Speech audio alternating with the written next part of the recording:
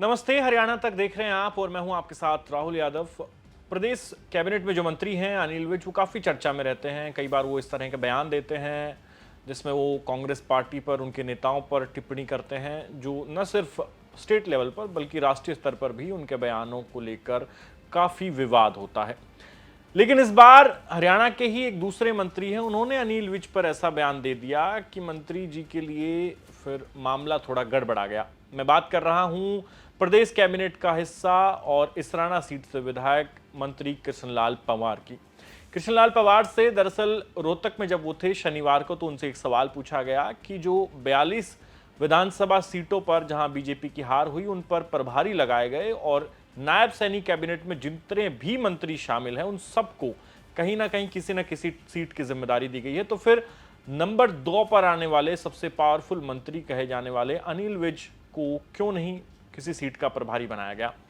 ये सवाल जब कृष्णलाल पंवार से पूछा तो उन्होंने कह दिया कि मंत्री जी अस्वस्थ हैं और इन्हीं कारणों के चलते हो सकता है कि उन्हें किसी सीट की जिम्मेदारी न दी गई हो, यानी उन्हें इस लिस्ट में प्रभारियों वाले में शामिल न किया गया हो। अनिल विज के अस्वस्थ होने को उन्होंने इसका एक कारण बता दिया। अब यहीं से पूरा विवाद शुरू हो गया। सूत्र बताते हैं कि अनिल विज को यह नागवार गुजरा कि कोई उनके स्वास्थ्य को लेकर टिप्पणी कर रहा है और यह कह रहा है कि स्वास्थ्य कारणों के चलते उन्हें इस लिस्ट में शामिल नहीं किया गया, जबकि अनिल विज कहते हैं कि मैं तो फिट हूं पूरी तरह से और मुझे किसी तरह कोई दिक्कत नहीं है। उन्होंने खुद इस लिस्ट पर कुछ दिन पहले प्रतिक्रिया देते हुए कहा था कि मैं तो सबसे वरिष्ठ विधायक हूं, वरिष्ठ मंत्री हूं और मैं पूरे हरियाणा में घूमूंगा, लोगों से मिलूंगा, अफसरों से जानकारी लूंगा, कौन सी गवर्नमेंट की स्कीमें हैं जिनको सही से लागू किया जा रहा है, कौन सी ऐसी स्कीमें जिनको सही से लागू नहीं किया जा रहा है। यानी कि उन्होंने खुद इस लिस्ट पर यह प्रतिक्रिया दी कि मैं तो खुद पूरे प्रदेश में घूमूंगा, मुझे इस लिस्ट की कोई चिंता नहीं है। लेकिन इसी लिस्ट पर कृष्णलाल पंवार ने यह कह दिया कि वो अस्वस्थ हैं। अब कृष्णलाल पंवार के लिए मुश्किलें बढ़ी क्योंकि अनिल विज नाराज हो गए। हालांकि ओपनली उन्होंने अपनी नाराजगी जाहिर नहीं की, कहीं भी उन्होंने कोई बयान नहीं दिया, लेकिन ये इस चीज से ये बात और भी ज्यादा सिद्ध होती है कि कृष्णलाल पंवार फिर अचानक से अनिल विज के पास पहुंच जाते हैं और वो भी सीधा अंबाला। यानी कि ये बयान देने के बाद जब फजीहत शुरू होती है कृष्णलाल पंवार की और उन्हें ये पता लगता है कि अनिल विज नाराज हो गए हैं, तो वो सीधा अंबाला उनके पास पहुंचते हैं, यहाँ उनके साथ बैठकर चाय पीते हैं।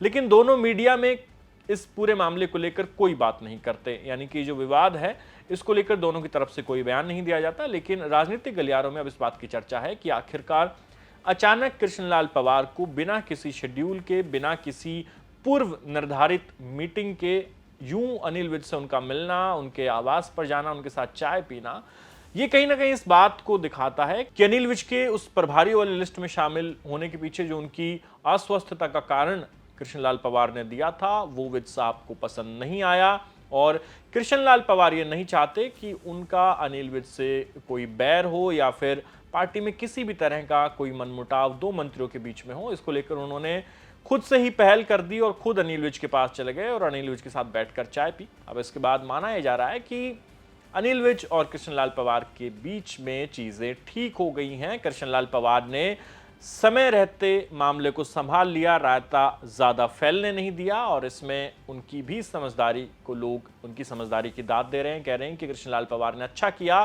कि वो खुद अनिल विज के पास चले गए। आपको बता दें कि अनिल विज को प्रभारियों की इस लिस्ट में शामिल नहीं किया गया, ये अपने आप में एक बड़ा प्रश्न चिन्ह है। कई लोग अब ये कह रहे हैं कि भारतीय जनता पार्टी अनिल विज को रिटायर करने का पूरा मन बना चुकी है। अनिल विज क्योंकि 75 साल उनकी उम्र जो है वो अगले चुनाव में इससे ऊपर बढ़ जाएगी और भारतीय जनता पार्टी 75 वालों को रिटायर करने की योजना पर काम कर रही है। ऐसे में हो सकता है कि अनिल विज को भी घर बिठाने की तैयारियां हो और उन्हें पार्टी कोई नई जिम्मेदारी नहीं देना चाहती। आपको बता दें कि अनिल विज पहले भी कई बार सरकार से विवाद के चलते सुर्खियां बटोर चुके हैं, चाहे उनका पूर्व मुख्यमंत्री मनोहर लाल खट्टर से विवाद रहा हो या फिर वर्तमान मुख्यमंत्री नायब सैनी को लेकर जब उन्होंने नई सरकार बनी तो उन्होंने एक स्टेटमेंट दिया कि मुख्यमंत्री उड़न खटोले में घूमते हैं, उन्हें आम जनता की परेशानियां कैसे पता होंगी। इसके बाद दोनों नेताओं के बीच खींचतान रही थी अनिल विज और नायब सैनी के बीच में। हालांकि नायब सैनी ने कभी मीडिया के सामने आकर कुछ नहीं कहा उनके खिलाफ, लेकिन अनिल विज ने जरूर मुंह खोला और वो पहले इस सरकार के तीसरी बार जो भाजपा की सरकार बनी इसके पहले सदस्य थे जिन्होंने इस प्रकार से सीधा मुख्यमंत्री के खिलाफ टिप्पणी की थी।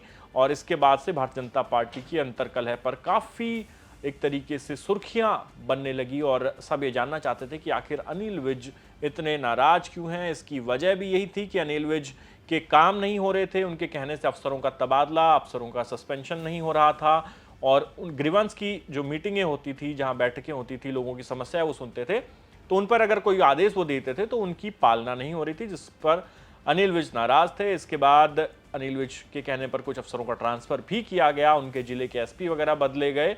इसके बाद गब्बर थोड़ा शांत पड़े, लेकिन अब वो अपने मंत्रालय में भी जमकर सुर्खियां बटोर रहे हैं। वहां वो कई बार इस तरह के आदेश देते हैं जो उन्हें अपनी ही सरकार में, यानी उनकी खुद की सरकार को असहज महसूस कराते हैं या फिर उनकी खुद की सरकार की कार्यशैली पर सवाल खड़े कर देते हैं। तो बीते दिनों उन्होंने कहा कि मैं जो है छापे मारूंगा, मैं अपने विभाग में कहीं भी किस तरह का जो भ्रष्टाचार है वो बर्दाश्त नहीं करूंगा। हाल ही में उन्होंने जो बिजली विभाग है उसके ऋण को लेकर भी सवाल उठाया कि कुछ चुनिंदा बैंकों से वो ऋण क्यों लेना चाहते हैं। मैं जानना चाहता हूं आखिर ऐसा क्यों है, क्यों कुछ चुनिंदा बैंकों को ही सिलेक्ट किया जा रहा है ऋण लेने के लिए। तो इस तरह के तमाम सवाल वो अपने विभाग के खिलाफ लगातार उठाते रहते हैं और इन इंक्वायरियों को लेकर वो मीडिया में भी खुलकर बोलते हैं। तो ये कहानी अनिल विज की है। अनिल विज को पटखनी देना, उन्हें घर बिठाना इतना आसान भी नहीं है। लंबे समय से वो राजनीतिक पारी खेलते आ रहे हैं और अंबाला के क्षेत्र में उनका अपना एक प्रभाव है। ऐसे में अब देखना होगा कि कृष्णलाल पवार ने तो समय रहते इस पूरे बखेड़े को संभाल लिया, विज के पास चले गए, लेकिन अनिल विज बनाम मनोहर लाल खट्टर या बनाम नायब सैनी का जो मैच है ये आगे क्या नया रूप लेगा। क्या अनिल विज को वाकई घर बिठा दिया जाएगा, क्या उन्हें रिटायर कर दिया जाएगा, या फिर गब्बर यूं ही दमदार तरीके से अपनी पारी जारी रखेंगे।